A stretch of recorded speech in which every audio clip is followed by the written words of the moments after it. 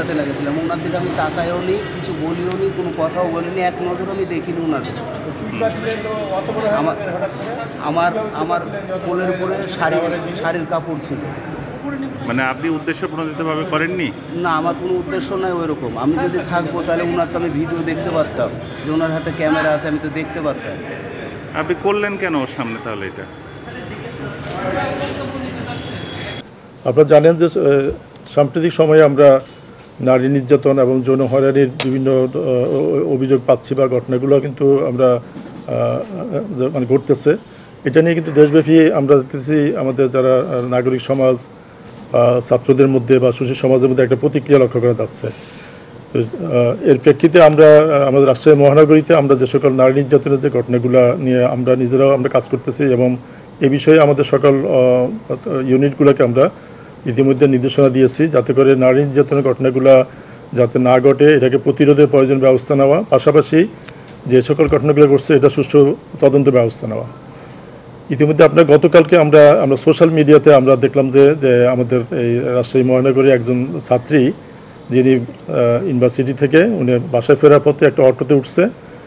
অটোতে তার সামনে বসা যে যাত্রী ছিল, পুরুষ যাত্রী, তিনি তাকে অশালীন আচরণ তার সাথে করে যেগুলা, এবং ওই ছাত্রী উনি সাহস করে ওটা অবশ্যই উনি মানে কৌশলে উনি একটা ভিডিও করে নিচ্ছে। ভিডিও করে পরবর্তীতে উনি এটা ওনার ফেসে বা সোশ্যাল মিডিয়াতে উনি এটা ওই ভিডিওটা দিয়ে উনি ওনার প্রতিক্রিয়াটা দিয়েছে এবং এটা কিন্তু ওই ইয়েটা সোশ্যাল মিডিয়ায় এটা কিন্তু বিভিন্ন জায়গায় ছড়াই গেছে এবং যেমন ভাইরাল হয়েছে।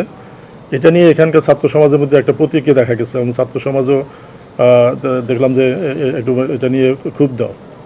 তো ওই সোশ্যাল মিডিয়ার ওই নিউজটা আমরা দেখে আমাদের যে আরএমপির যে সাইবার ইউনিট আছে, আমি রাতে বলছি যে সাইবার ইউনিটকে যে ওই লোকটাকে আইডেন্টিফাই করে ব্যবস্থা নেওয়ার জন্য। পরবর্তীতে আমরা রাতে আমরা তার লোকেশন পেয়েছি। সে মহানগরীর আমাদের রাজশাহী মহানগরীর আসপাড়া থানাধীন কেশবপুর এলাকায় তার লোকেশন আমরা পেয়েছি। তো আমরা লোকেশন পাওয়ার পরে এটা যেহেতু আমাদের সাথে ছাত্রদের একটু আমাদের ইন্টারনাল যোগাযোগ আছে, ছাত্ররা এফাকে ওরা জেনে গেছে কিভাবে জেনে তারা ছাত্র জনতার কিছু অংশ আমাদের পুলিশও ওখানে গেছে তাকে গ্রেপ্তারের জন্য। ছাত্র জনতার কিছু অংশ সেখানে গিয়ে জমায়েত হয়েছে। এতে করে সে টের পেয়ে সে মানে ভীত হয়ে সে তার পরিবার নিয়ে সে মানে পালিয়ে যায়, হঠাৎ করে পালিয়ে গেছে। উৎসবে খুশি হবে নগদে বেশি, কারণ ঘন্টায় ঘন্টায় আছে গিফট জেতার সুযোগ।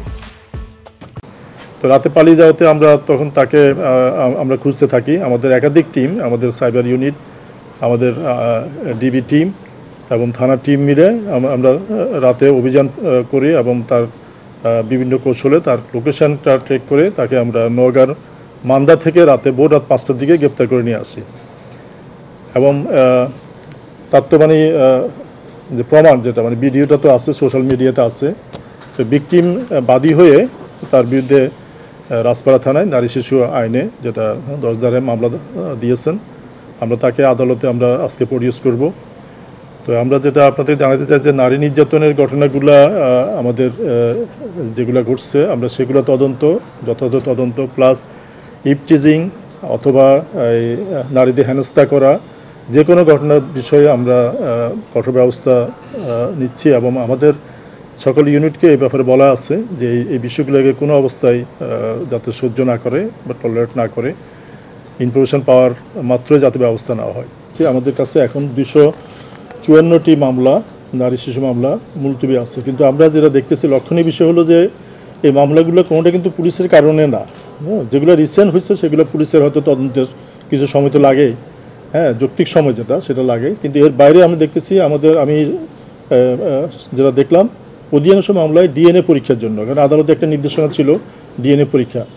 তো ডিএনএ পরীক্ষার জন্য আমরা এগুলো যে স্যাম্পল পাঠানো হয়েছে, স্যাম্পলটা রাজশাহী মেডিকেল থেকে এটা ঢাকা মেডিকেলে ফরেন্সিক ইউনিটে পাঠানো হয়েছে। এবার আমরা দেখতেছি যে অনেক পুরাতন মামলা আছে, বেশ কিছু আমাদের কাছে 22-21 সালে পর্যন্ত মামলা আমরা পাইছি যেগুলো ডিএনএ পরীক্ষার জন্য পেন্ডিং। আমি আজকে সকালে ঢাকা মেডিকেল কলেজের ফরেন্সিক বিভাগের যিনি প্রধান সাথে কথা বলছি যে কেন এগুলো মানে এতদিন পেন্ডিং এবং কেন যাতে এটা দ্রুত যাতে আমরা রিপোর্টগুলো পাই। উনি আমাকে বলছে উনি খোঁজখবর নিয়ে উনি জানাবেন। তো এখন এই রিপোর্টগুলো কিছু কাজ আছে যেটা হয়তো পুলিশের হাতে নাই, যেটা তদন্তটা পুলিশ আমরা করতে পারি, কিন্তু আমাদের এক্সপার্ট রিপোর্ট বা অথবা যে ডিএনএ রিপোর্টটা তো আমাদের ইভেন রাজশাহীতে হয় না।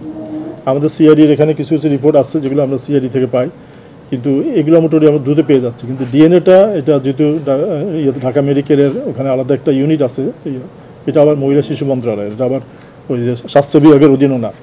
তো ওখানে আবার কিছু বোধহয় ওনাদের আমি জানি না প্রশাসনিক কোনো কারণ থাকতে পারে। তো এই রিপোর্টগুলো পেন্ডিংয়ের কারণে আমাদের মামলাগুলো মূলত পেন্ডিং। তো আমরা চেষ্টা করতেছি এখন যে আমরা জানেন যে ইতিমধ্যে আমাদের সরকারের পক্ষ থেকে আমরা একটা মৌখিক নির্দেশনা পেয়েছি যে এইগুলোকে দ্রুত নিষ্পত্তি করা এবং তদন্ত সময়টা যাতে আরও কম সময়ে করা যায়। তো দ্রুত নিষ্পত্তির ক্ষেত্রে আমরা হয়তো এটা করব যে আমরা এই পারিপার্শ্বিক সাক্ষ্য, অন্যান্য সাক্ষ্য ভিত্তিতে আমরা চার্জশিটের আদালতে আমরা পুলিশ রিপোর্ট দিয়ে দিব। ডিএনএ রিপোর্ট যদি পরে আসলে আমরা সেটা সাবমিট করবো, আমরা সেভাবে হলেও ব্যবস্থা নিব। কিন্তু আমরা চাচ্ছি না এগুলোকে আর পেন্ডিং রাখতে। আমরা যে রিপোর্টগুলো আমরা দ্রুত সংগ্রহ করতে পারি আমরা করব, যেগুলো যদি বিলম্ব হয় তাহলে সেক্ষেত্রে আমরা অন্য সাক্ষীর ভিত্তিতে আমরা আদালতে রিপোর্ট দিয়ে দিব। আদালতে এটা বিচারের অবস্থায়ও এই ডিএনএ রিপোর্ট যদি আসে সেটা আদালত কিন্তু ব্যবস্থা নিতে পারবেন।